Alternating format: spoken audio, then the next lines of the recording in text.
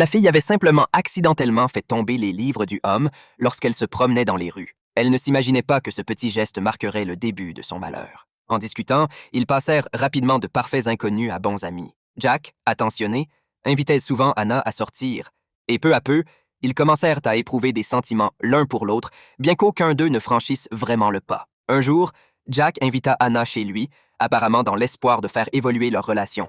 Anna, comme la première personne à attirer son cœur, n'hésita pas une seconde et accepta. Mais elle ne savait pas encore que ce serait la décision qu'elle regretterait le plus dans sa vie. La maison se trouvait dans un quartier isolé, dans une zone périphérique où il n'y avait presque personne.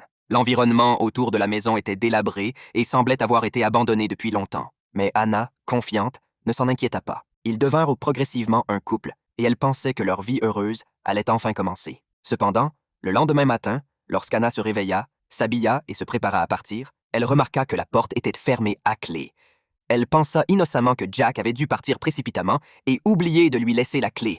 Peu après, Jack revint chez lui et trouva Anna en train de cuisiner. Anna lui demanda s'il lui avait laissé la clé, et Jack répondit affirmativement, la posa sur la table et lui dit qu'elle pouvait partir si elle le souhaitait. Mais à ce moment-là, Anna ne choisit pas de partir. Le lendemain matin, Jack se leva tôt pour aller au travail, et avant de partir, Anna lui rappela de ne pas oublier de laisser la clé. Jack répondit que la clé était sur la table. Après s'être levé, Anna comptait prendre son petit déjeuner, mais un livre attira son attention. En l'ouvrant, elle y trouva une photo d'elle-même, avec des lettres gravées sur son épaule. Anna courut vers le miroir, souleva son col, et là, elle découvrit un tatouage.